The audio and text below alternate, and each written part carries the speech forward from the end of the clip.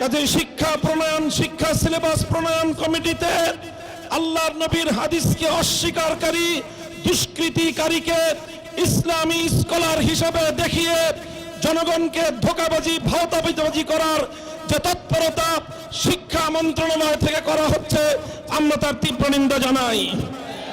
এরপরেও যদি সেই বিতর্কিত ব্যক্তিকে সেখান থেকে বাদ না দেওয়া হয়, হেফাজতে ইসলাম কঠোর কর্মসূচি গ্রহণ করতে বাধ্য হবে।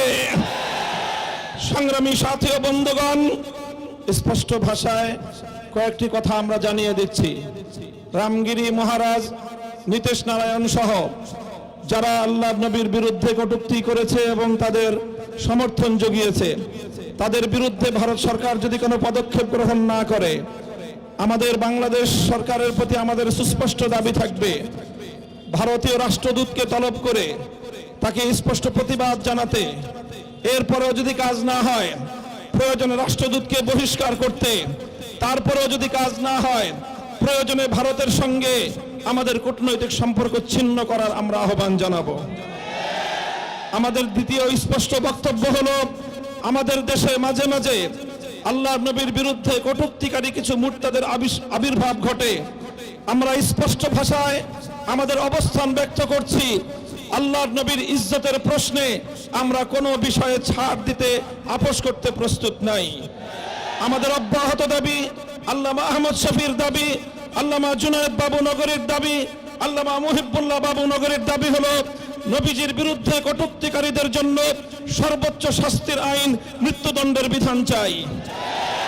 স্পষ্ট ভাষায় আমাদের মহাসচিব সাহেব যে কথা বলেছেন, আমি আবারও স্মরণ করিয়ে দিতে চাই, বর্তমান সরকারকে আমরা সহযোগিতা করছি, আগামী দিনেও সহযোগিতা করতে প্রস্তুত।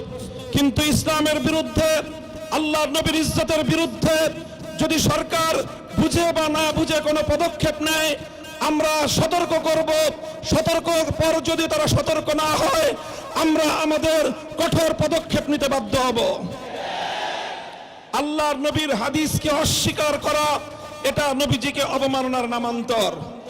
কাজেই শিক্ষা প্রণয়ন, শিক্ষা সিলেবাস প্রণয়ন কমিটিতে আল্লাহর নবীর হাদিসকে অস্বীকারী দুষ্কৃতিকারীকে ইসলামী স্কলার হিসেবে দেখিয়ে জনগণকে ধোঁকাবাজি, ভাওতাবাজি করার যে তৎপরতা শিক্ষা মন্ত্রণালয় থেকে করা হচ্ছে, আমরা তার তীব্র নিন্দা জানাই।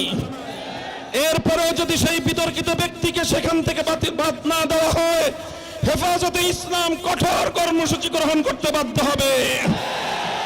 সংগ্রামী সাথী ও বন্ধুগণ, সকলকে শান্তিপূর্ণভাবে এই বিক্ষোভ মিছিলে অংশগ্রহণ করার উদাত্ত আহ্বান জানিয়ে বক্তব্য শেষ করলাম।